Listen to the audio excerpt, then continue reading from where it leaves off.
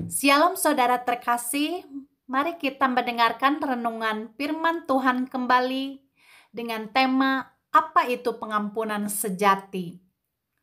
Sebagai manusia, melakukan kesalahan adalah sesuatu yang bisa dimaklumi. Alasannya adalah manusia memiliki segala keterbatasan sehingga tidak memiliki kemampuan menjalani kehidupan ini tanpa pertolongan Tuhan.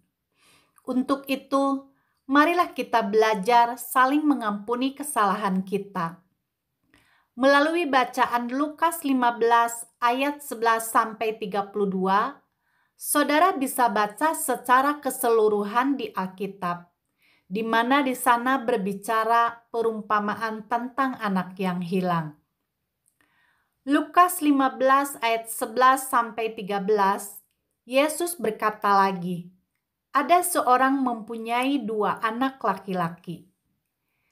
Kata yang bungsu kepada ayahnya, "Bapa, berikanlah kepadaku bagian harta milik kita yang menjadi hakku." Lalu ayahnya membagi-bagikan harta kekayaan itu di antara mereka. Beberapa hari kemudian anak bungsu itu menjual seluruh bagiannya itu, lalu pergi ke negeri yang jauh. Di sana ia memboroskan harta miliknya itu dengan hidup berpoya-poya.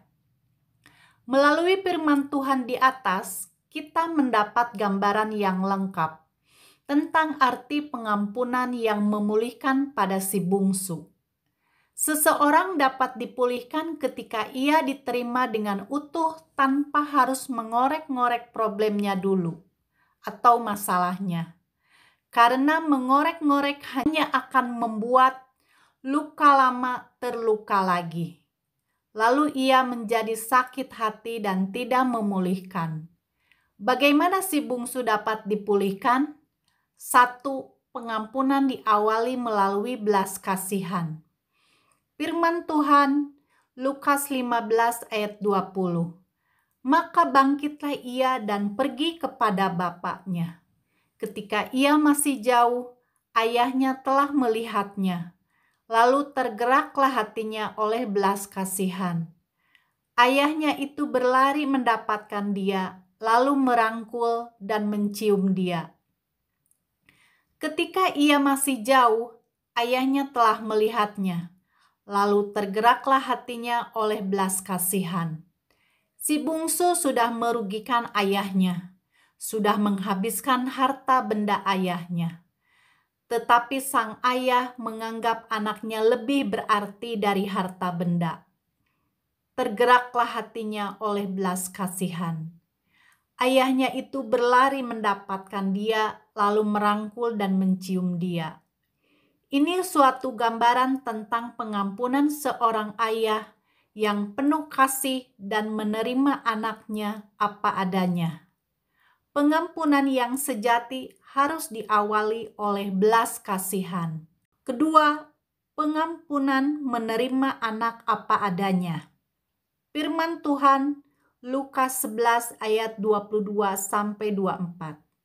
Tetapi ayah itu berkata kepada hamba-hambanya, "Lekaslah bawa kemari jubah yang terbaik. Pakaikanlah itu kepadanya dan kenakanlah cincin pada jarinya dan sepatu pada kakinya.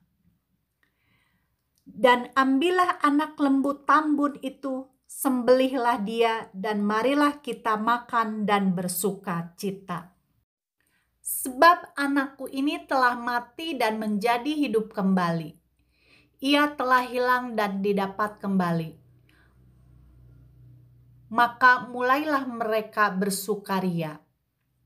Belas kasihan perlu dilakukan melalui tindakan, yaitu sang ayah memberi 3 benda yang sangat berharga bagi si bungsu, yaitu jubah yang terbaik, artinya diangkat menjadi anak oleh sang ayah, karena si bungsu sudah kehilangan hak sebagai anak. Kenakanlah cincin pada jarinya, artinya tanda sebagai anak melalui pemakaian cincin, dan sepatu pada kakinya, artinya kehidupan yang baru atau perbuatan yang baru. Pemulihan akan terjadi ketika kita memberi pengampunan secara total, tidak setengah-setengah. 3. Pengampunan memberi pengharapan di masa depan. Firman Tuhan Lukas 15 ayat 32. Kita patut bersukacita dan bergembira, karena adikmu telah mati dan menjadi hidup kembali. Ia telah hilang dan didapat kembali. Di sini, nasib si bungsu sebelumnya tidak ada pengharapan. Bahkan ia juga putus asa. Lalu si bungsu ini menyadari keadaan. Katanya, betapa banyaknya orang upahan bapakku yang berlimpah-limpah makanannya. Tetapi aku di sini mati kelaparan.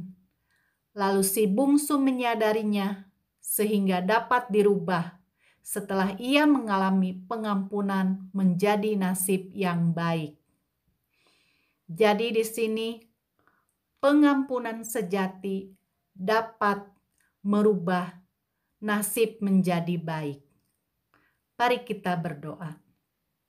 Bapa Surgawi, mampukan kami agar bisa mengampuni kesalahan semua orang, dan kami memohon penuhilah hati kami dengan kasih Bapa, sehingga kami dapat memperoleh kemenangan atas berbagai peristiwa yang terjadi di kehidupan ini.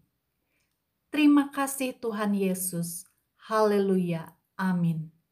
Tuhan Yesus memberkati saudara-saudara semua dimanapun berada.